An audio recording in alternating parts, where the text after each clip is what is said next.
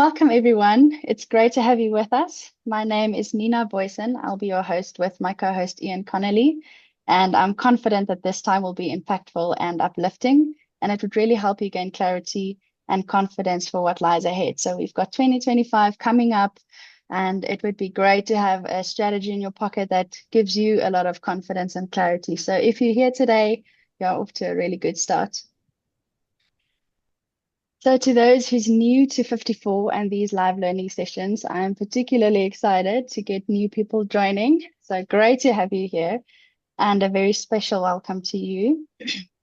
I hope to see you more because we've got a lot of these coming up. So, hop onto our site and go register for the upcoming sessions as well.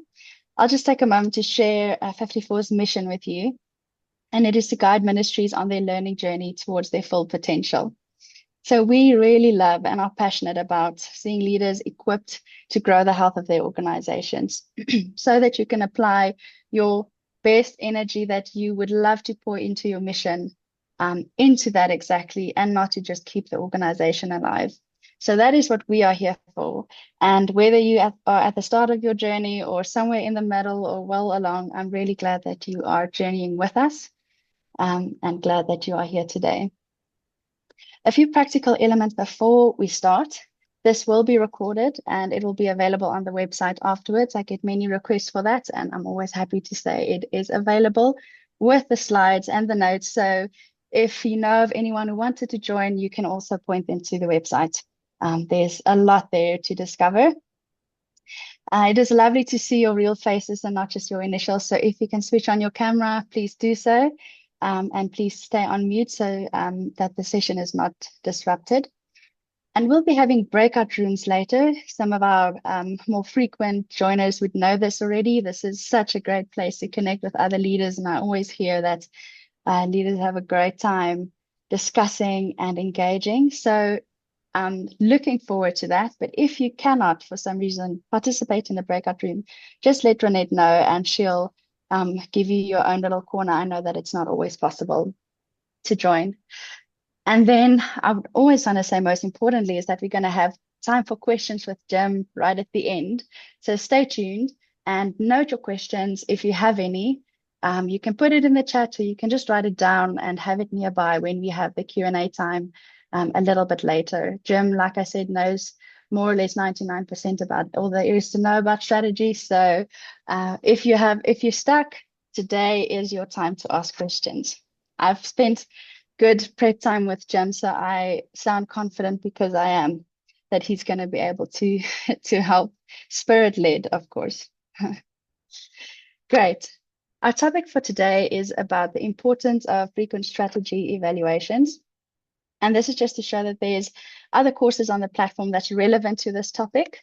So if you want to go learn more, there's a lot of content for you there. We're going to dive into a fairly specific part of strategy today, which is the evaluation. And you might wonder why. Why are we not starting with building or designing or curating your strategy?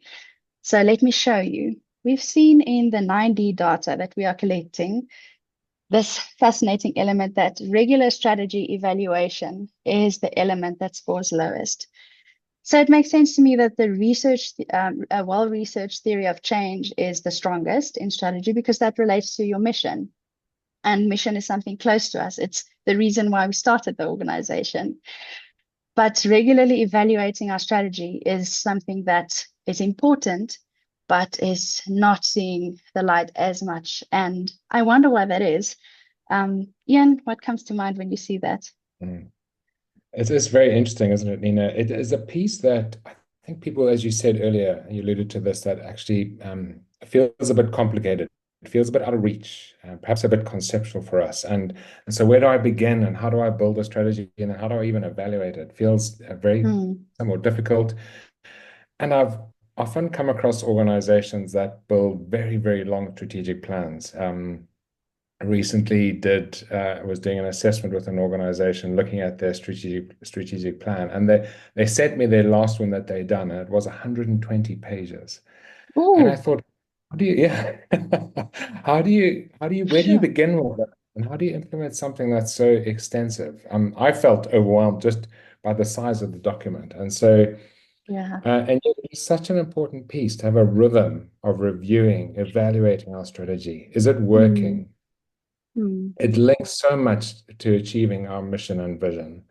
It gives people and their teams, it gives such clarity when we have a very good strategy.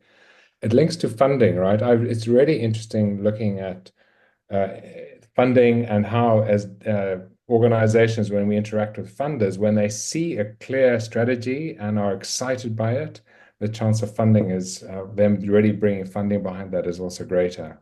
And then it mm, links into governance. Our board needs to hold us accountable for strategy. So it's across every part. It's such a crucial piece for us to get right. And we overthink it or overdo it. So I mm, really like Jim's approach. It's very, just keeps it accessible and keeps it that we mustn't overthink it. So this is really important for us to really think through carefully today.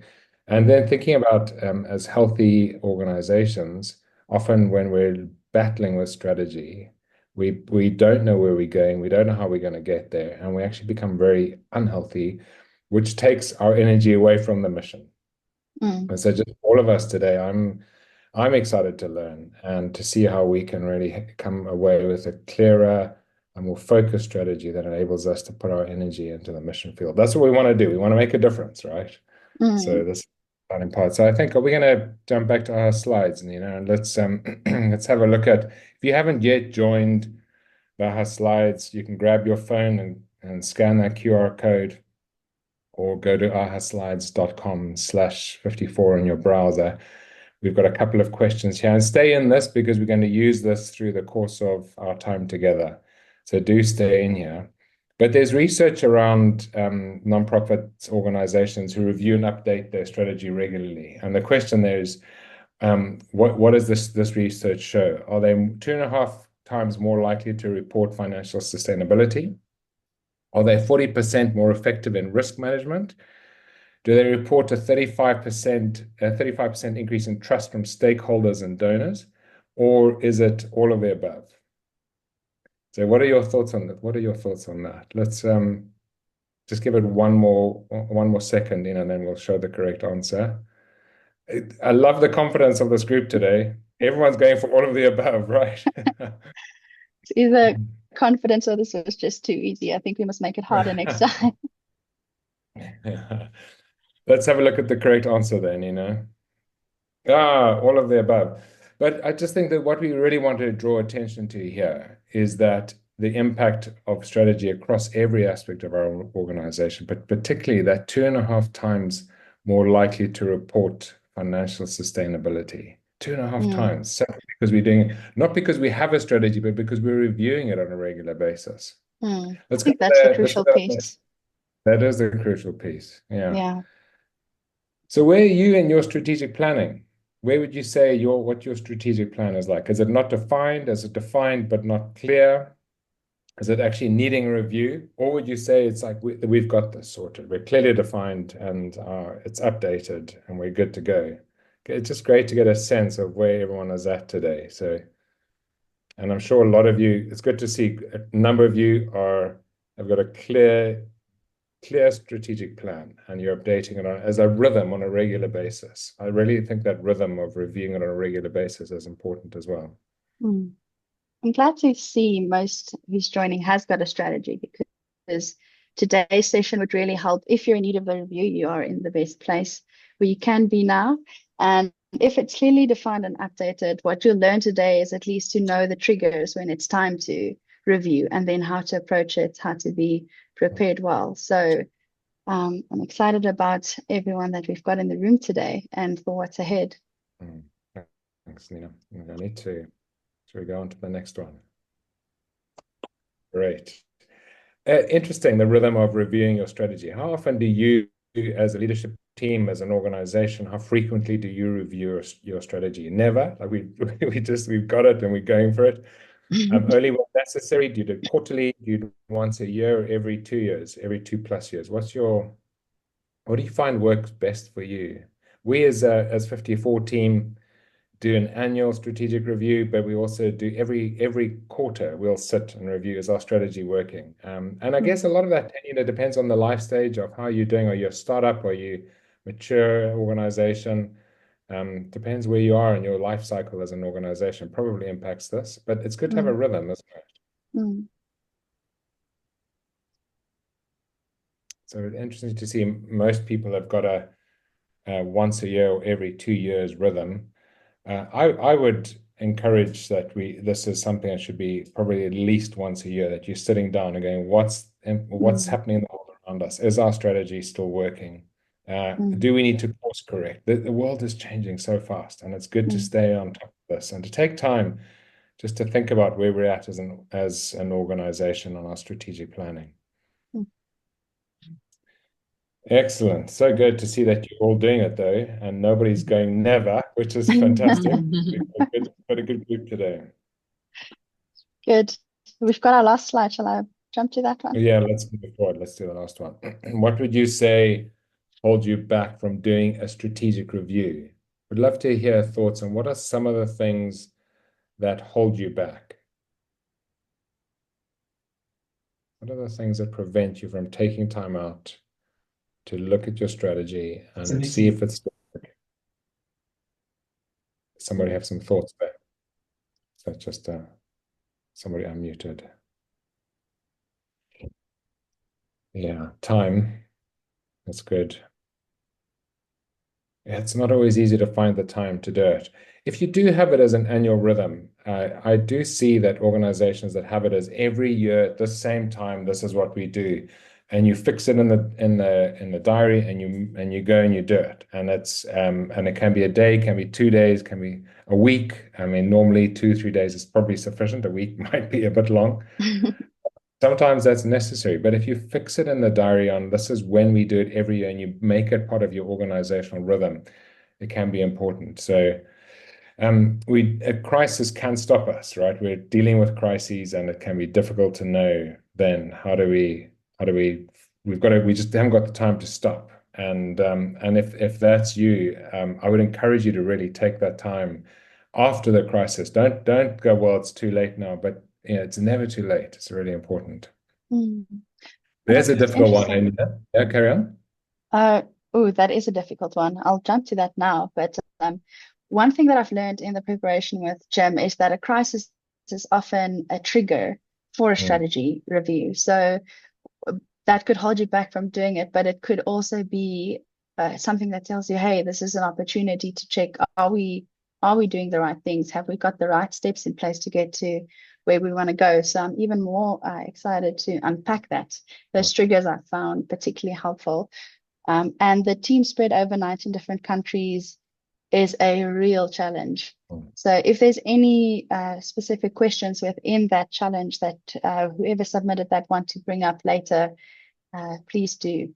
mm, Jim said that he would be happy to discuss some of the challenges that pop up on this slide as well. So mm, we've got that Q&A time at the end. Please don't hold back. mm. That's good, Nina. Great. So you don't have to listen to Ian and myself anymore. We would love to hand over to Jim, the man of the moment. Jim, it's so great to have you here. Thank you for your hard work and your generosity with your knowledge and your skills and the case studies and the experience that you've got. I'm very excited for the leaders to hear that. It just brings this topic to life, something that could be grown overwhelming. You break it down into really practical, simple steps that releases you and sets you into action. So thank you for being here, and I'm sure we're going to have a great time. Over to you. Well, thank you very much. It's really great to be with everyone here.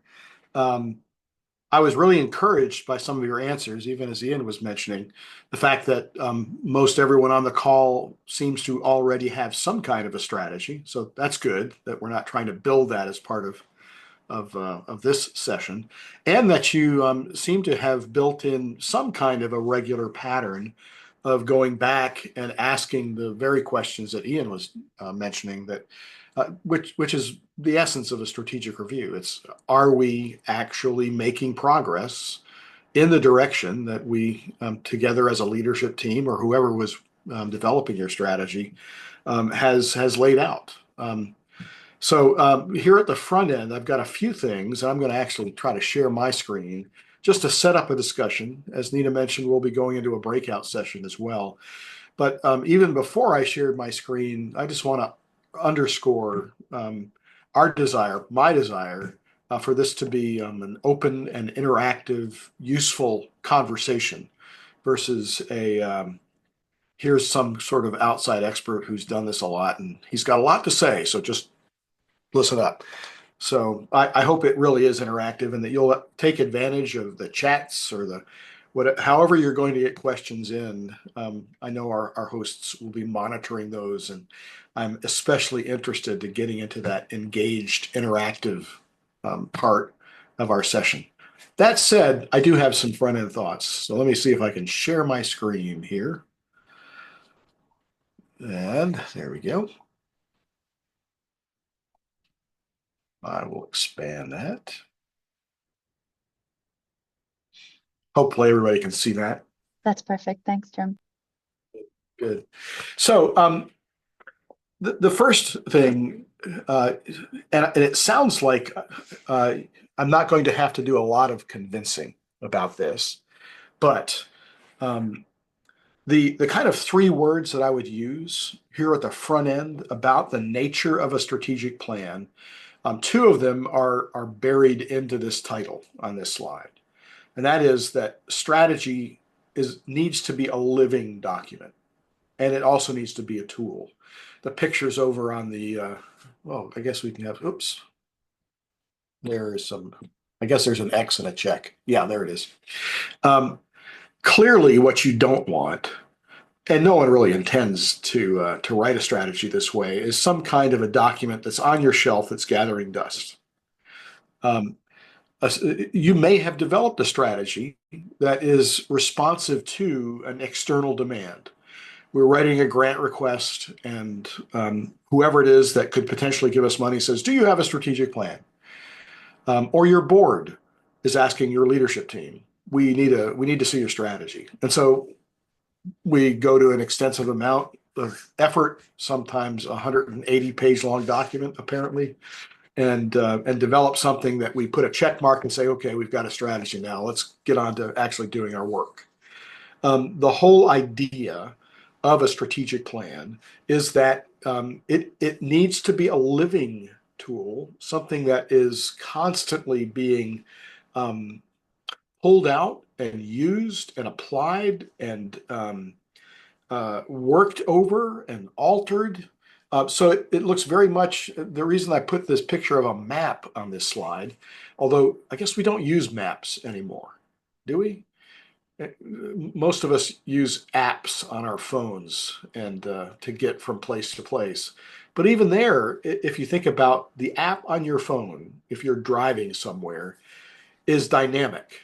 It's constantly being updated if it's a good app, with inputs of real-time information about where traffic is going or better routes along the way. And that's a great metaphor for what's going on with your strategic planning. It's a tool for you to use, and it's not an unforgiving or inflexible mandate.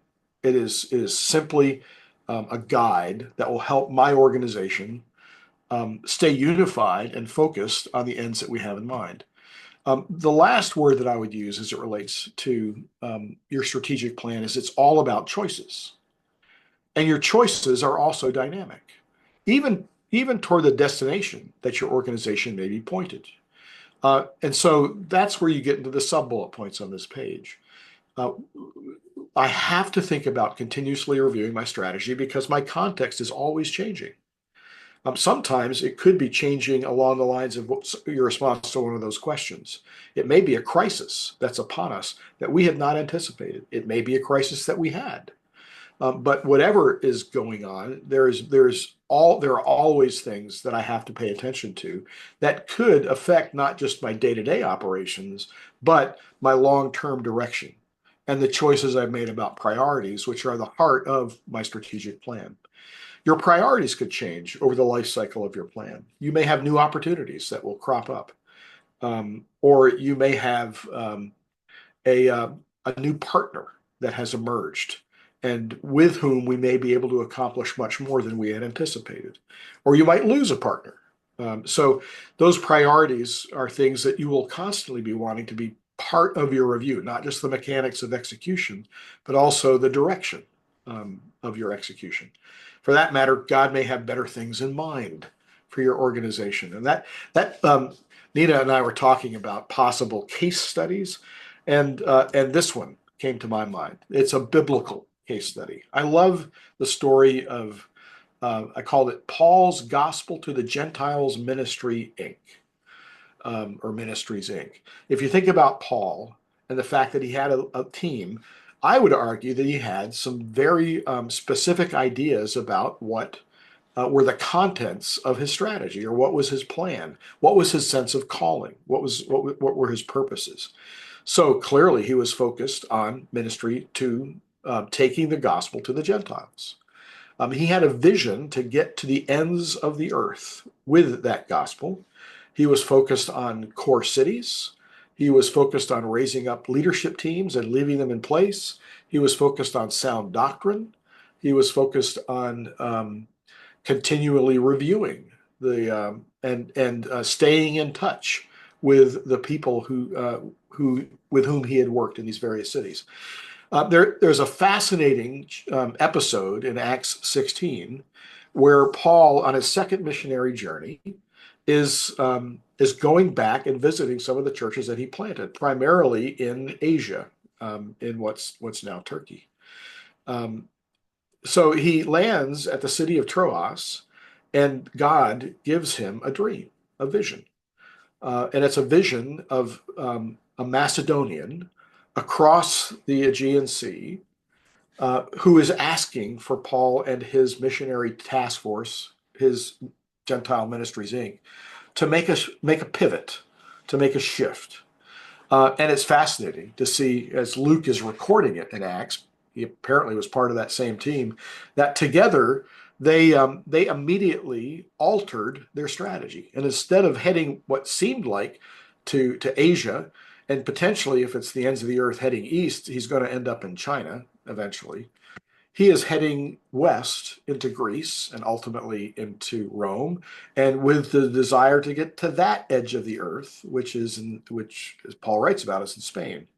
So that adaptability of Paul and his team to stay true to the core of what their calling was, but also to be flexible and open to what God's leading was, is, I think, highly illustrative of the dynamic, the dynamism of what's necessary as you think about not just do I have a plan, but what's happening as I execute that plan, and how do I keep that plan current, given not only the conditions around me and the aspirations that I have personally, but even what I'm being open to and how God is opening up new opportunities. And so, in that sense, a plan is in many ways an exercise in being prepared for what's next. So you can always be asking that question, what's next, including with my plan itself. I hope that makes some sense. Here are some possible triggers. Nina mentioned that she and I had talked about, and then ended up landing on this term for how do we answer the question, when do I update? When is it time to update my plan? And these also connect to some of the reasons that you all mentioned in one of those questions, as far as even the challenges for what you find in updating your plans. You may be facing ministry altering events. I use the quote, the government has just shut us down. I do a lot of work with gospel communication based, media based ministries around the world, and literally have worked in both Hong Kong and Russia, where the realities of regulatory and government pressures and restrictions are always in play, but the timing of them and the extent of them are hardly ever clear. In one case where I was working in a Russian environment, we had a wonderful strategic plan built around continuation and growth of terrestrial radio broadcasting. And within a month or two of us completing that plan, all of the terrestrial radio licenses were revoked.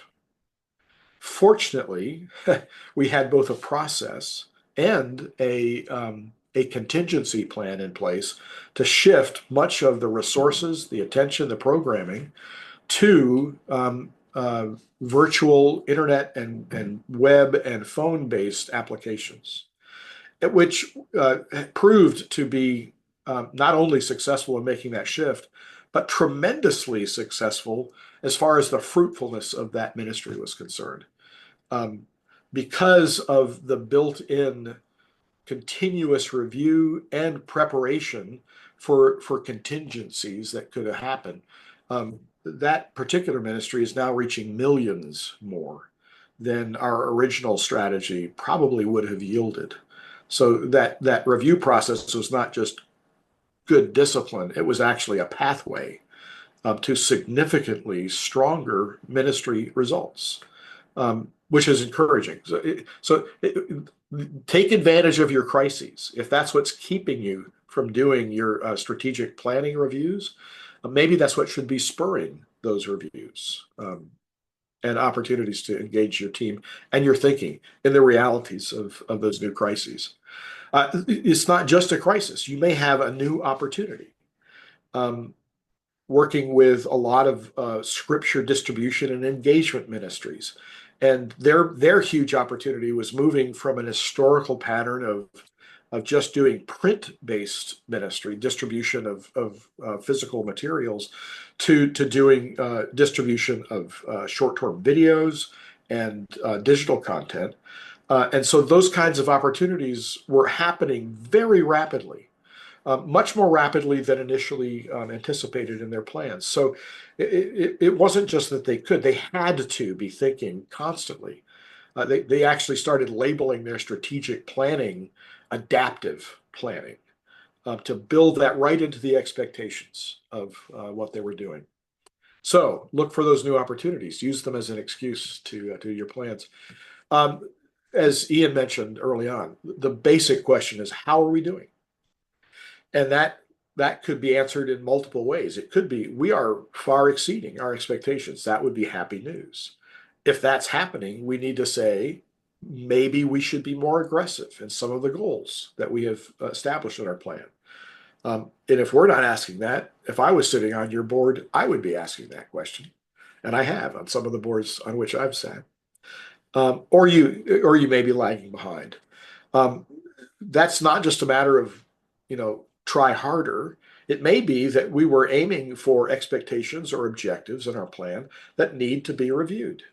That's one of the good things about setting a plan is that if I am assuming I will constantly be reviewing it, I always have an opportunity to adjust and adapt to the realities I get to learn in my execution. And I need to apply that learning in how I keep that plan as a living document, an updated, constantly reviewed, and current tool for myself as a leader and for the leadership team. And then this was a big issue that you all mentioned as a barrier. It's just time. Putting together a strategic plan, especially from scratch, or if you're starting a new strategic planning cycle, your old one is sort of ready for a complete overhaul. It's a lot of work.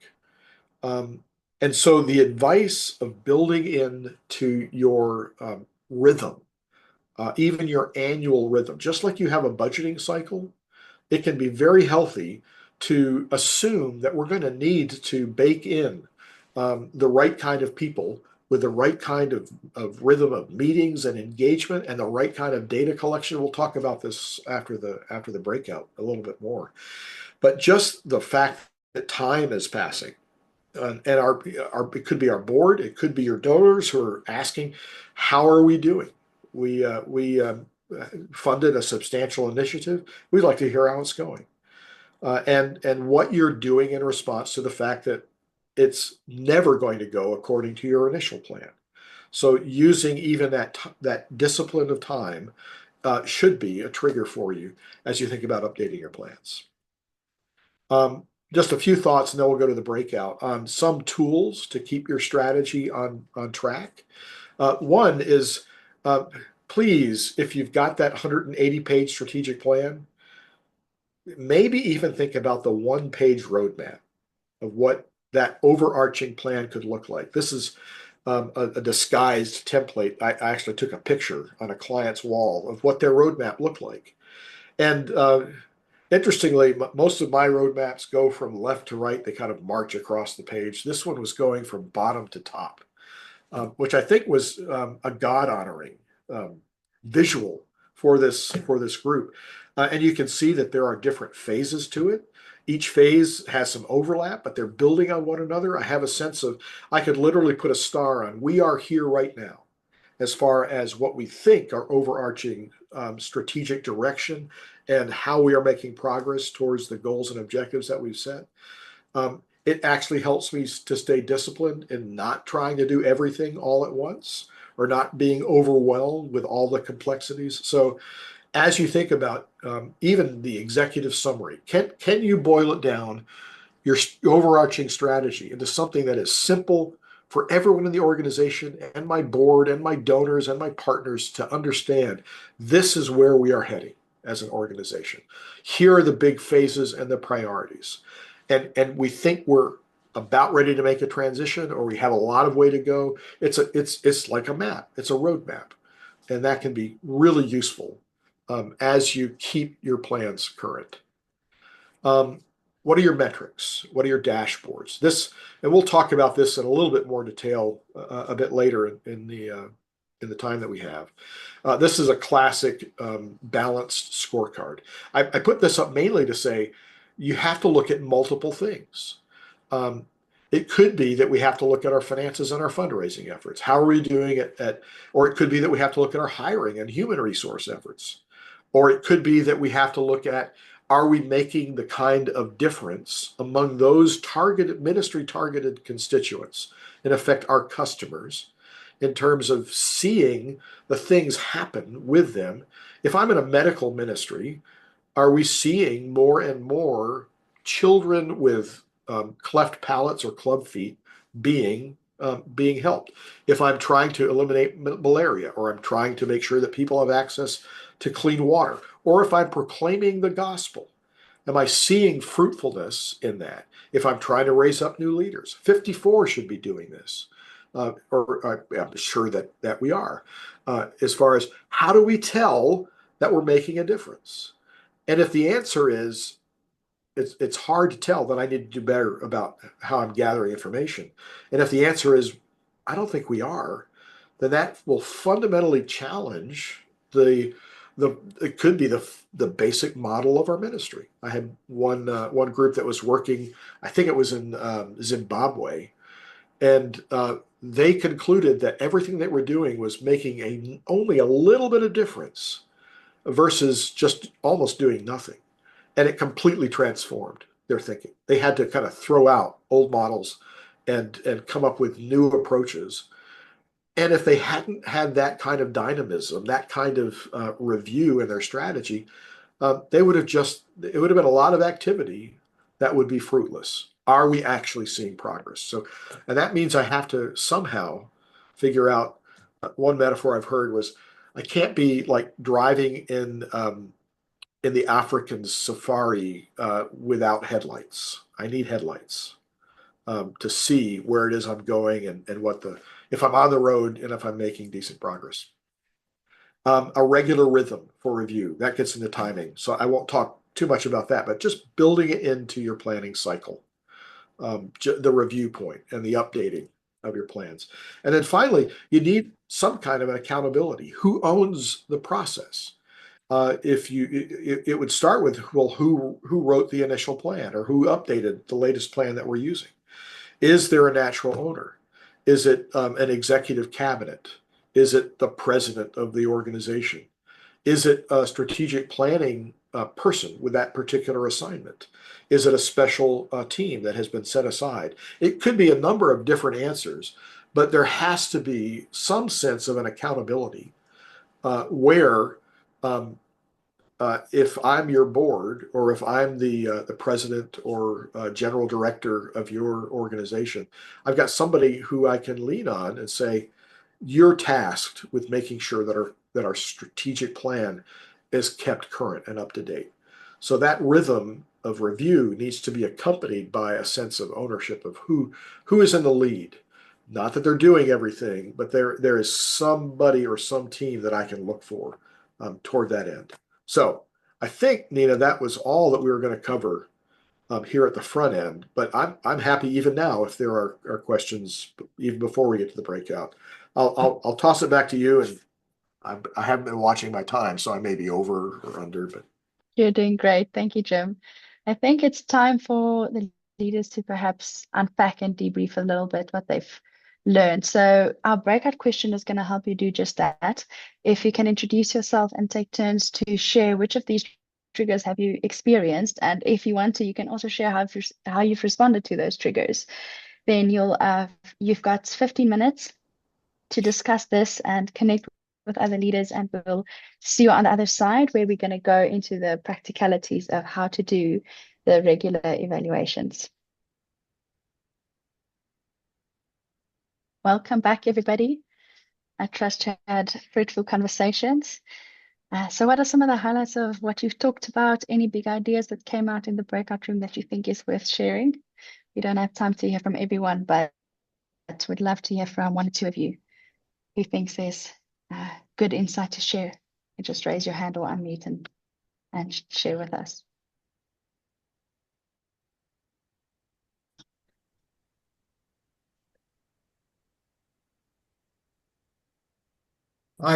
I'll just maybe say what was good for me, Jim, was to hear that it is okay for your strategy to change, because initially you might think it needs to be set, and you have to keep to that strategy come what may. And it's been liberating to hear that it can be adapted, it can change, it actually has to change as time goes on. Thank you for that. well, yeah, it does have to change. There has to be discipline. I mean, asking the question, do I need to be disciplined in executing and stay on the track that I'm on? That could be the answer, but it could well be the answer. No, it's time to make a shift, and that's where you need the wisdom of your leadership team to be engaging in that conversation. Um, and it's not only good, it's necessary to have that conversation with the assumption that things may need to change. I've got a comment. Paul in our group, she just spoke about how something comes up. It could be a more of a crisis, but it actually moves you into not maybe short term, but sort of medium term. How do you discern the difference between something that's a tactical change and something that's a strategic change? Yeah, that's a great question, and there is interaction over it. Um, I love, I think it's a Sun Tzu quote that strategy without tactics is the longest road to victory, maybe too long. But tactics without strategy is the noise before defeat. So there is an interaction on that question, and it's completely legitimate to say, how are we executing the strategy? That's why I need to have these updated conversations. But it's also, I mean, that's the reason we have a strategy, is that we're looking across a longer horizon, whatever that horizon is. That horizon has been getting shorter, by the way. It's kind of moved from early in my consulting career, it was kind of 5 years. 5 year strategic plan. I rarely see that anymore. It's more on the 3 year. And the first year and a half are really the critical things. And that's where that magic of the intersection between the execution tactics in an intentional strategic direction are really what I'm trying to accomplish. We'll talk perhaps in a little bit about the tyranny of the urgent. some of you were talking about those kinds of crises, or firefighting, which can distract you from your strategy. It may be that those urgent things are so important I need to adapt, but I do have to be careful that once I've got my plan, I just got it back there, and now it's all about doing the real stuff of whatever's going on day to day. Someone on your team needs to be asking the question, well, of all the stuff that we're doing, is it making the kind of difference or progress against those, remember those strategic goals or the priorities, whatever you label them, that we talked about? Are they still real? Are we serious about them? Do we need to hire somebody? Do we need to divert some funding? Do we need to, so you got to get tactical. Do we need to develop a better execution plan? But keeping those broader, longer term, more important priorities in mind has got to be integrated into your thinking, or you're just running around in lots of different directions. Thank you, Jim. Is the risk. Yeah.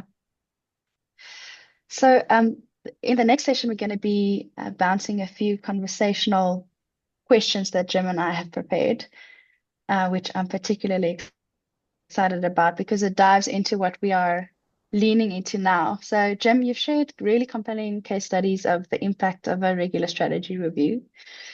And I was wondering, you starting to go into that now. What is the objective? What are we trying to achieve by doing a regular strategy review or with a strategy review? What is the goal? Right.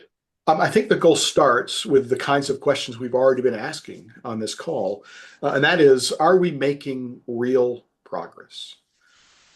And the companion question to that is, are there areas where we are struggling?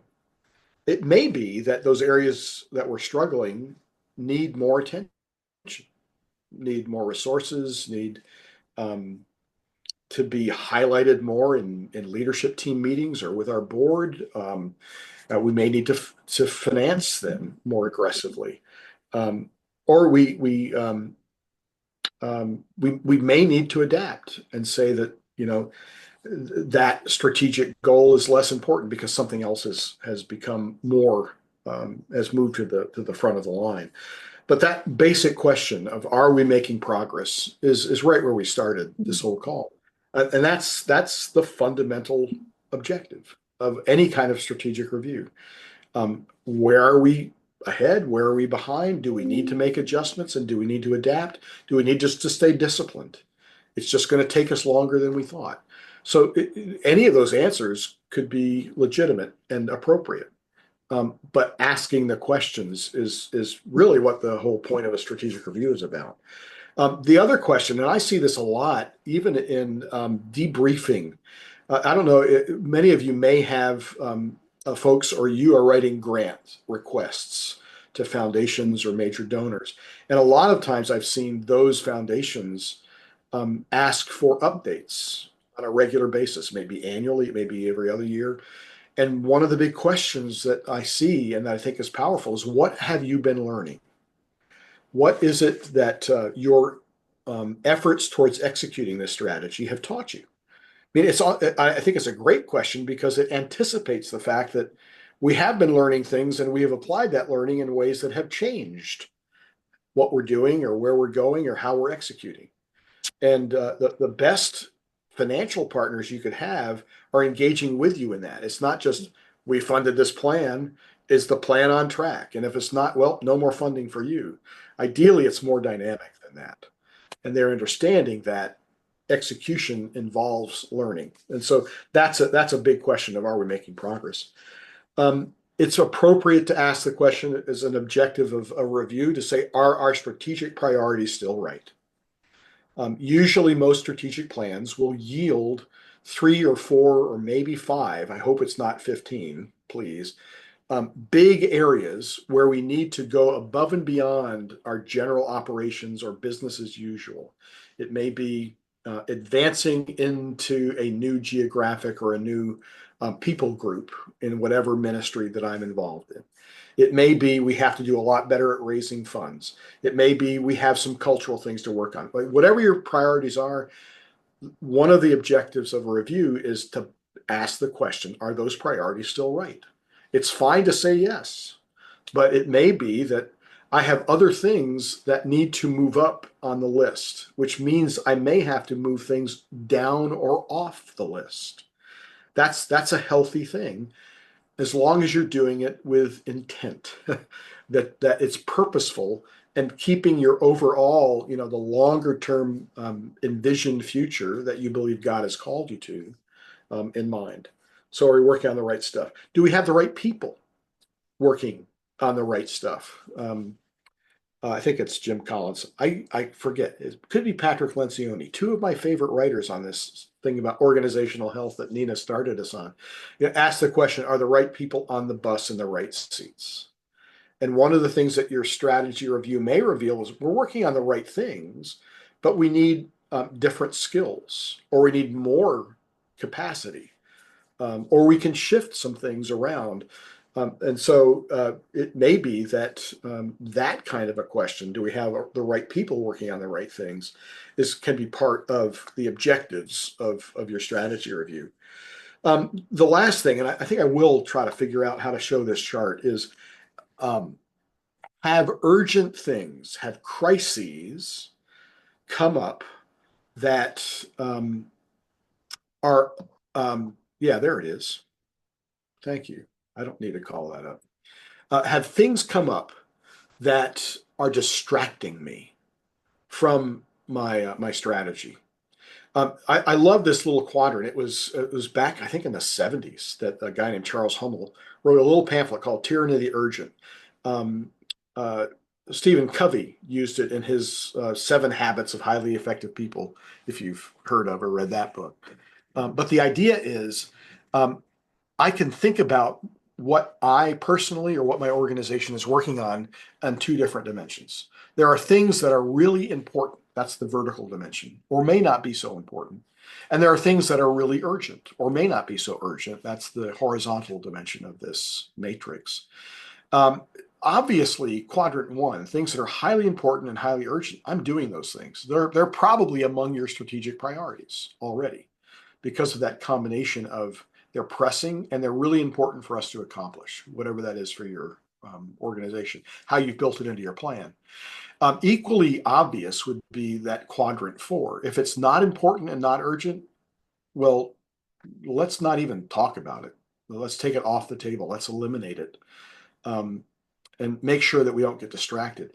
But the hard quadrants on this chart, and what may be fueling the reason I need to have a strategic review, is asking the question, am I working first in quadrant 3? Are there things that are really not that important that are consuming a lot of energy, time, resources, attention, and so on, that honestly I need to either slow down or delegate? It could be outsource it somewhere, and then that's the motion. And then, are there things, especially in quadrant 2, things that are not urgent but that are really important? It's one of the reasons you write a strategic plan to begin with. And so when you're reviewing your plan, it's an opportunity to go back to that question and say, have my planning disciplines allowed me to borrow, steal, shift resources from that quadrant 3 area and get them up into quadrant 2? So stop all of the intense tactical firefighting, as pressing as that feels, or honestly as rewarding. If I'm fighting little fires and I'm putting them out, it feels like progress. But maybe it's not important progress. That's the issue. Maybe I need to be having the discipline to shift to the hard work of working on the important things that are not quite so urgent, because if I don't, they're going to shift over into the urgent column, and I may not have the time or the resources to take care of them. So a strategic review needs to be looking at that firefighting and asking the question, which fires can I ignore or set aside so that I can invest more time in getting ahead on those really important things that may not be as pressing as all the fires I'm fighting on that left-hand side of the matrix. I hope that's useful. But as I think about the kinds of things I'm trying to accomplish in a strategic review, are we making progress? Are our priorities right? Do I have the right people assigned? Do I have enough people assigned? Am I thinking about the firefighting and what I might be able to stop doing? That's one of the most powerful choices you can make in a plan, is saying no to things versus yes to too many things. Sure. Thank you, Jim. That really brings a lot of clarity. It's helpful to kind of categorize what do we discuss in these sessions when we review our strategy, because the conversations can become very gray and ineffective. So we are off to a good start. Next, I would love to hear, Jim, how frequently would you suggest do we do a strategy review? So we've looked at some of the triggers, but Yeah. I think you've also got some good insights on how to know what works for your organization, because it's different, right? It can be different. And so your answer, depending on your organization, may look differently. Even in some of your responses, it sounded like some of you were doing strategic reviews on a quarterly basis. You heard Neil say at the front end that he was talking about 54 and the fact that they do annual reviews. A lot of you were responding 2+ years, and I'm not sure if that meant every 2 years or every 12 years. Not sure. I would agree that having the discipline of regular strategic review built into an annual cycle is a healthy approach. And by the way, that may just be a light review. Depending on what's going on, you may conclude that my plan is pretty good. I just need to be editing it lightly. All the way to, no, I have to have a complete restart on the strategic planning process. So much has changed. So many of those triggers have happened that it's time to do a really serious revision of the strategic plan. So a typical pattern I see is that kind of annual review. Ideally, it happens before your budgeting cycle. And because almost all of your organizations, I bet, will have an annual discipline of setting what my next year's budget is going to be. And you'll gather lots of information and have big debates. Sometimes it's just taking your last year's budget and updating a little bit. Sometimes it's we're going to try something really significantly new, so we need to add another whole element. Ahead of that budget financial decision, I'd encourage you to think about asking those, are my plans working and do I need to make any significant adjustments to them? Because that could influence your budget. It should influence your budget if I'm serious about executing the plan. So that annual cycle I like a lot. It may be that you need to do it more frequently. That's especially true if things are changing rapidly. Some of the clients I've worked with, I mentioned Hong Kong as an example. We did a lot of contingency planning for that particular client environment because we knew that the potential for dramatic change and restrictions on what we were allowed to do in that particular area were likely to happen in a shorter time frame. And so we had data management, staff placement, even ministry element contingency plans in place on how can we keep doing things, assuming that things got a lot more restrictive. And many of those things came true. So we had to do more frequent strategy review and updating in that kind of an environment in reaction to or response to even things that we had anticipated, in some cases that we hadn't. So if your ministry context is changing more rapidly, then that quarterly review may be appropriate. And it's not just kind of checking in, everything okay, good, on we go, but it might be, everything's not okay. So let's talk about more substantive reviews. And then, I guess the last thing I'd say is when those triggers happen, the triggers that we talked about, an urgent event or even a request from senior leadership or your board or a major donor might be the reason to not just say everything's great or please don't bother us. It's, well, let's take a look at and respond with substance to what our plans are. It may be an opportunity to use those triggers positively. It's not just a crisis. Maybe it's a crisis that's pointing to a new direction or a new opportunity for us. So, so my answer is, what's the timing? It depends. It depends on, try to do it, at least build in a regular cycle, but you may need to be thinking about even a more frequent cycle. I also find that kind of clean sheet of paper approach needs to also be in your cycle. That may be every 3 years, every 5 years, but we know that so much could change given the rapidity of technology, the rapidity of global events, just the rapidity of how your aspirations may change, that having a regular cycle for a more substantive rewriting of your plan is also a good thing to build into your thinking. So good. Thanks, Jim. So we've spoken about the objectives, the questions we need to ask in our strategy review, the frequency, and you've given really clear categories to help us think where are we kind of on the continuum. How do we approach a strategy review? What is a good way to prepare? Who do we include? Yeah. Could you help us unpack that? I guess a couple of things on the preparation or pitfalls that I have seen. One is your strategy review needs to be grounded in what's actually happening. That is, it needs to be based in facts. It will be tempting, especially given how much work building your initial strategy probably was, to say, well, let's assume that we're on track. And then the question is, are we really? Are we really? That's why I brought up that balanced scorecard idea. And you can either show it or not, but I'm not even trying to force you in any particular direction. The main thing is, do I have my finger on the pulse? It may be that I need to do some primary research among those who my ministry is designed to serve to find out, are we making the kind of difference that we hoped we were making? So this is a classic balanced scorecard. And I'm talking about the target customer side, that yellow box on the left-hand side. What am I looking for in that arena? What concrete results can I point to? What kind of engagement it could be? So I'm not dictating, there isn't a simple or a single list of metrics that I'm looking for in that area. But I need to be thinking about, am I making a difference?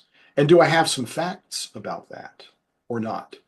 And I completely understand that sometimes it's really hard. I can tell some things concretely. How many people showed up in my clinic, or how many people showed up to my leadership training event? But there's real risk on just measuring activity as opposed to outcomes and outputs and ultimate outcomes there. And so having that set of facts available may be very important and influential in how I'm thinking about staying on track with my plan or needing to alter it. That was that example that I was talking about in Zimbabwe, because that particular client said, we are not making the difference that we thought we were. We need to completely change our approach. And they did. It took a lot of work, but they were rigorous in their fact gathering, which led them to rigor in how they executed. I had another client that was doing everything, all their ministry was built around events. So they would gather their target constituents into events. And then we did some market research and found out those events were not working. And not only were they not working like they thought, they were never going to reach their strategic aspirations unless they fundamentally altered their approach. And they exited events. That was their core ministry model. It was how they made money.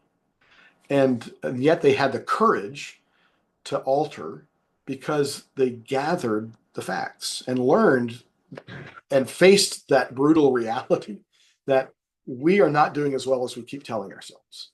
And so you have to have that kind of a discipline as part of the process. So get the facts and make sure that you're reviewing those kinds of assumptions. And then I guess the other thing is you talked about who do I involve in a strategic planning effort. And I think about that in kind of three broad groups. I need to have the people who are my strategic thinkers. And you probably know and can make a distinction in your own organizations. There are some people that are really good at execution. They are saying, tell me what you need done and I will get it done. You have to have those kinds of people. But they may not be the ones that are asking the question, well, what do we want to get done? Or what could be possible? You have people who are able to think about the ministry context differently, who are able to think in long-term directions, who are able to weigh different possibilities, in effect, defining not where we are and how do we do it better, but where do we need to go. You need the where do we need to go people in the room. That's what I'm calling strategic thinkers. You also need decision makers in that strategic review. So it's not because you're talking about execution, it's not just a matter of designing the plan, it's what do we need to do to adapt and change the plan or alter our financial or human resource deployment or make significant communications across the whole organization that this is what we're going to do. And we're going to communicate that with credibility.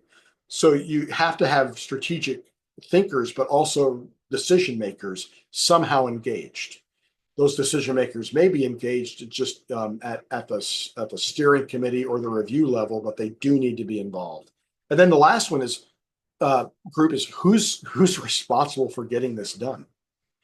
Because strategic review is about execution as well as design of my plan, then I want people who can talk about the realities of what's possible, even if I stretch.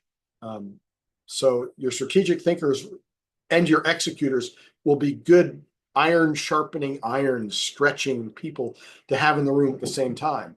And that's the kind of conversation that you want to have. It's not everybody's agreeing.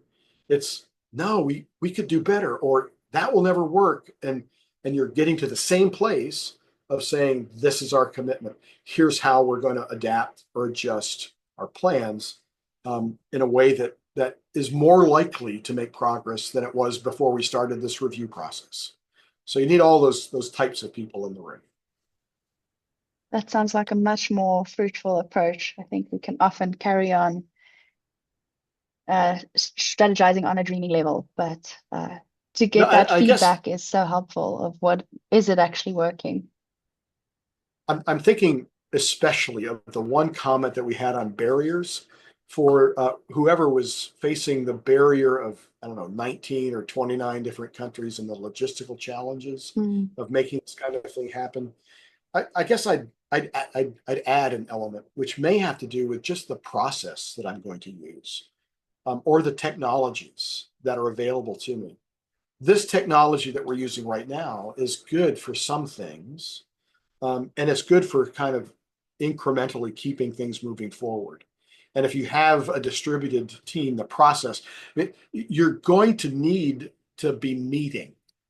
The environment for strategic thinking and planning is bringing people together and taking advantage of the combined wisdom and reaching unified and aligned decisions about what we're going to do. And that doesn't, it's not magic. It happens with the discipline of having good engagement in those kinds of questions, which usually looks like a meeting. One of that Patrick Lencioni guy I mentioned wrote a book that I wish I had written, at least the title, which he called Death by Meeting. And so they hate meetings, and appropriately so, because they can be very ineffective and waste a lot of time.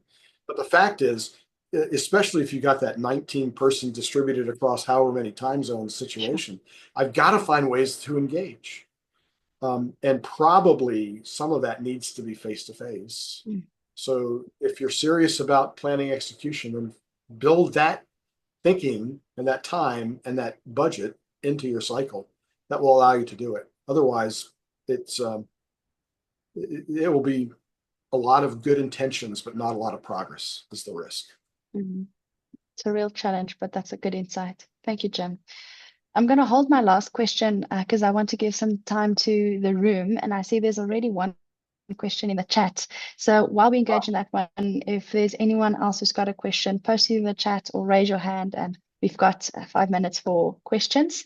So Jim, Bates Allied asked, when is it okay to do things that are not strategy aligned? Oh, well, I would hope that if you're a leader in the organization and you want to do something that you're going to declare is not strategy aligned, that you have a good reason for it. So I'm going to assume that there is a good reason, other than I just want to do something else in the strategy. Uh, Honestly, that could be a motivation toward why I need to be reviewing Mm. strategy itself. And in that case, if I've got someone working on one of my teams and they're saying we need to do something different, I love engaging in that question, but I do need to engage in it Mm. versus just go off and do it and not tell anybody. Um, if that makes sense. So it might be even if it's helpful to give the particular example in mind, but the whole point of having a strategy is it can create clarity and unity.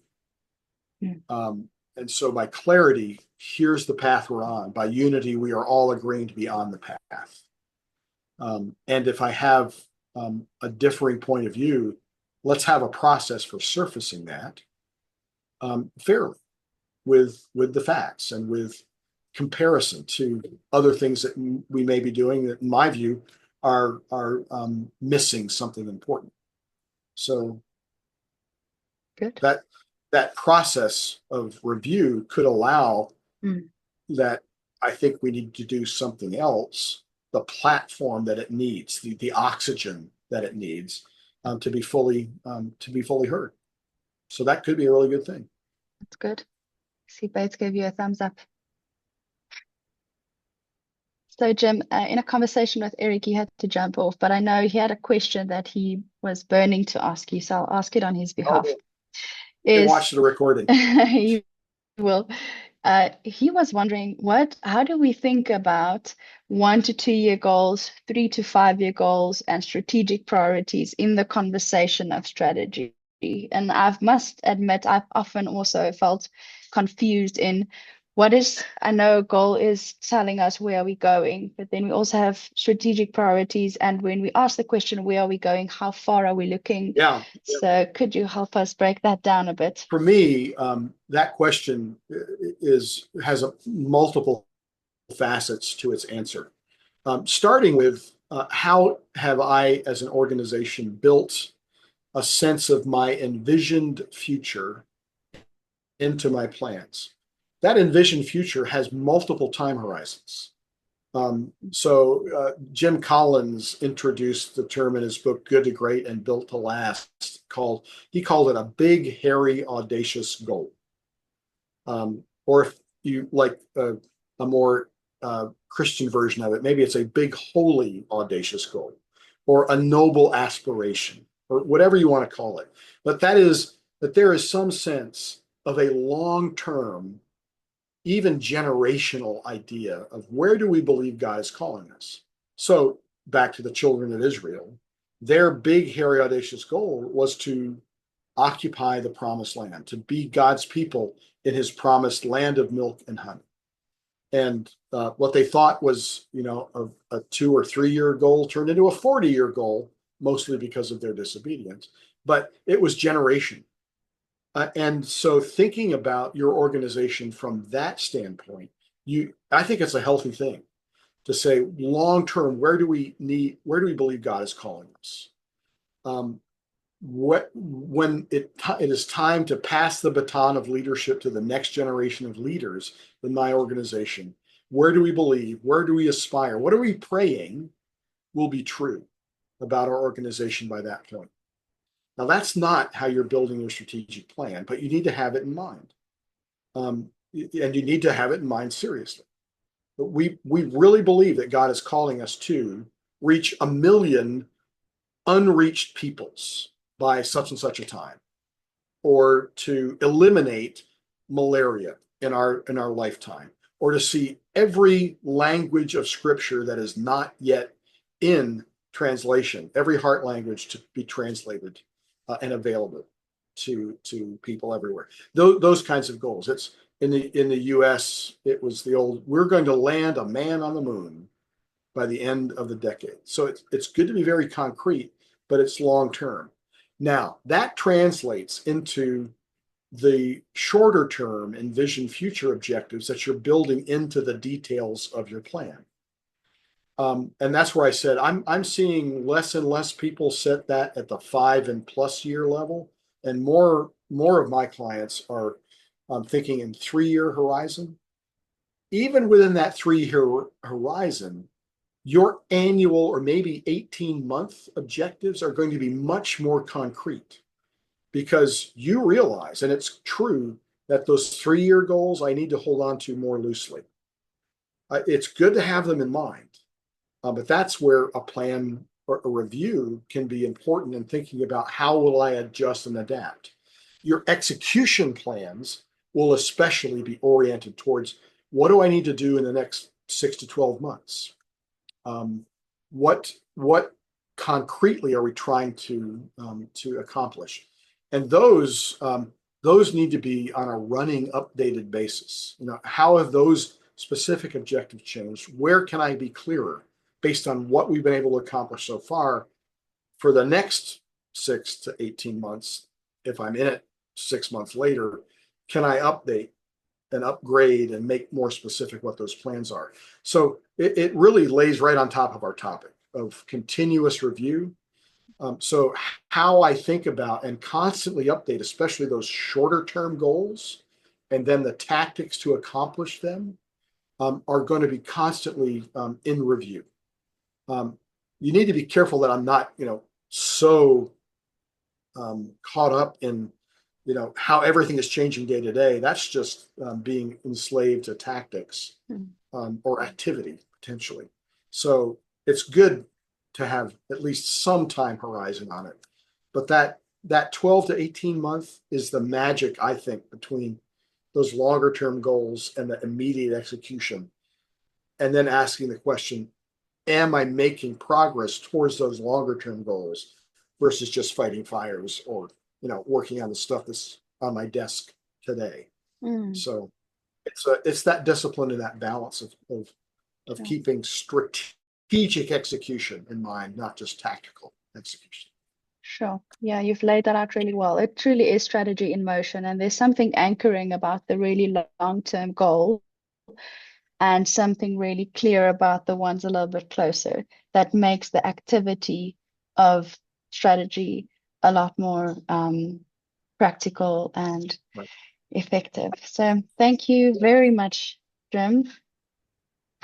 We have run out of time, but I'm also not seeing any questions in the chat, so that is okay. But there's good news is that the conversation continues. So today it was so great to spend time with you, Jim, and to get insights from you. Thank you very much for sharing all of your incredible experience. It's good. I'll quickly jump to just some of the exciting things coming up. So if you love this conversation and you want to continue, we have a follow-up in a week's time where you can connect with other leaders and peers and learn together. And as you've seen, we also have our WhatsApp group. Oh, sorry, just a moment. I'm running too fast, but you can scan the QR code to register for the Zoom event, but there will also be an email going out with the link to register. So if you miss this opportunity, no worries. The recording is available. A mailer will be going out. So there will be lots of opportunities, and we will remind you because we would love to see you there at the discussion. There's some upcoming events. I hope you make the one in December. I think it's going to be an exciting one to reflect on the year and to be very ready for the year to come. So 2025 has already got a few sessions lined up. And if you want to continue with some of the content that we've discussed today, there's also related courses that you can enroll to on the 54 platform. And our WhatsApp chat keeps going. We're seeing great engagement and sharing some insights and asking questions. So if you want to join the strategy evaluation WhatsApp groups that's going to be running for a little bit after this, you can scan the QR code. They will also send out the link. So no worries if you miss it here. You're welcome to join it through the links that we'll be sending out. And I really hope to see you there. And as always, we would love to get your feedback. We keep wanting to improve. So you'll see a poll come up, and we've learned a lot from Jim. Now we would love to learn from you how you've experienced the session. Please make sure that you scroll. There's 4 questions, and we would love to get your input on all 4 of them. So if you can take a moment to respond to the poll, we would really, really appreciate that. And thanks again, everyone, for joining. It's always so great to have you on the calls. I love seeing each of you here, especially the recurrings and also the new faces that we're seeing. And keep inviting other leaders to join, and we'll see you in a month's time at the next session. Have a wonderful day further, everyone.